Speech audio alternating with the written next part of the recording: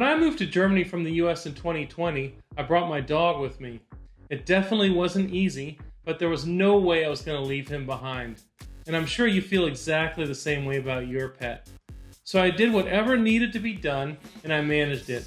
Since then, I've learned a lot about having a pet in Germany. In this video, I'm going to go over the main things you need to know about bringing your pet to Germany and what life is like with them here. Hopefully, this will help those of you who already have a pet and those who hope to keep a pet in Germany. Los geht's! So let's start with what's involved with bringing your pets with you from another country. First of all, I have to say that this can be a pretty complex process, and it can vary based on the type of pet you want to bring with you, where you're coming from, and even which airline you're using. I'll start by sharing my experience bringing my own dog here, and then I'll give some more general information. And just so you know, most of what I'm going to share will focus on dogs, since that's what I have experience with. Though, some of this also applies to cats. Anyways, in the months before my planned move date, I researched online what the general requirements were in Germany to transport my dog. I also checked into the policies of my chosen airline to see whether they had any special requirements. For example, Lufthansa allows dogs smaller than 8 kilograms to travel in the cabin as carry-on baggage or excess baggage in the cargo hold if they are bigger. They also allow for animals that need special treatment to fly via Lufthansa cargo. In my own case, since my dog is a Boston Terrier, a breed that can have breathing problems, my dog was required to take a special cargo plane. I'll put links in the description for more information. But please be sure to research this thoroughly and check all relevant sites beyond what I'm providing. In addition to how the dog was going to be transported, German and EU law required that I needed an ISO-compliant 15-digit microchip implanted in my dog, a valid rabies vaccination that was given at least 21 days before entry into Germany, an EU health certificate that was completed by a USDA-accredited veterinarian within 10 days of departure. This certificate also needed a USDA endorsement. Then I talked to my vet about the timing of everything. Luckily, I had a great vet at the time, and they were extremely helpful. Next, I contacted a pet cargo service, and I'm really happy that I did. As I've mentioned many times in my videos, German bureaucracy can be quite cumbersome, especially for those who aren't used to dealing with the government very much. So, I figured that using a pet cargo service would help make everything, especially all the required paperwork, much easier to manage. And even though it ended up costing around $2,000, the service I used really did make the whole process much better.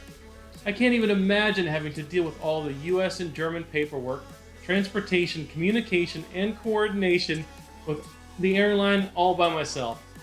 Thanks to all my upfront preparation, everything went smoothly, and my dog made it to Germany just fine. Once my dog and I moved into a temporary apartment in Berlin, the next thing I had to do was to register my dog. This is another thing that most Americans are not used to. Please note that this process is going to be different depending on where you live in Germany. But I'm just going to tell you what I had to do in Berlin. First, I had to register my dog via the dog registry or Hunderegister. You'll be happy to know that this can be all done online now. Registering a dog in Berlin costs €17.50. Doing so also automatically sets you up for the annual dog tax or Hundesteuer, which costs €120 per year. When it comes to leash laws, by law in Germany, your dog must be on a leash when you walk them outside. However, you can get a dog handler certificate or Hundeführerschein after you take your dog to training if you want your dog to walk off leash. I personally didn't do this. The next thing I had to do was to get pet insurance or Hundehaftpflichtversicherung, which is required in Germany. Luckily, this isn't too expensive, like around €5 per month, and it can be purchased from companies like GetSafe or Feather. I've talked in other videos about finding an apartment in Germany, which I'll link to in the description below. But I haven't talked about finding a pet-friendly apartment. I recently read that more than 60% of landlords in Germany don't want dogs or cats in their apartments. So you should know that bringing a dog or a cat with you from the US could make it harder to find an apartment here. Just make sure when you're looking for an apartment that you're only looking at those that say that they're pet friendly. I was actually really lucky and I managed to find a pet friendly apartment pretty quickly.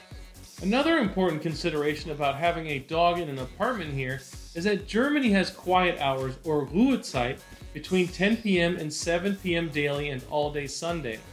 Therefore, if you have a dog that barks a lot, this could become a problem. Luckily for me, Boston Terriers generally don't bark very much. Once I finally got myself and my pup settled into an apartment, the next thing I had to do was to find a veterinarian.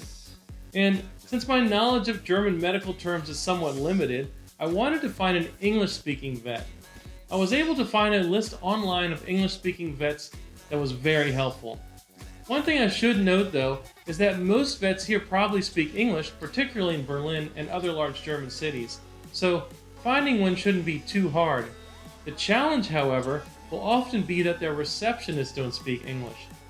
I found this exact problem with many other doctors, even in Berlin, so you may need to figure out what you want to say in advance using Google Translate to get past the gatekeepers. So now my dog had traveled across an ocean, jumped through all of the bureaucratic hoops, found a new home, and even had a nice vet to take care of him. Next, we just had to find some stores to get his food and any supplies he needed. This one is actually pretty easy. There are lots of little boutique pet stores all over Germany, but there are also two big chains that you can find in most cities: Das Futterhaus and Fressnapf. You shouldn't have any trouble finding everything you need at these stores. I've also often mentioned in my videos that one of the benefits of living in Germany is how easy it is to travel from here to the rest of Europe. And traveling with your pet is also really easy. Within Germany, you can bring your dog on all public transportation. That's something you don't see very much in the US. Here, you just need to check whether or not your dog needs a ticket.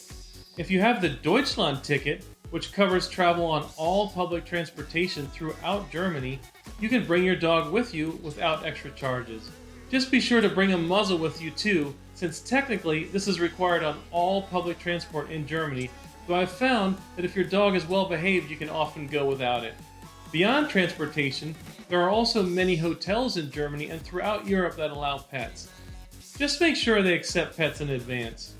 Finally, if you want to take your dog to another country in the European Union, you'll just need to get a pet passport from your vet.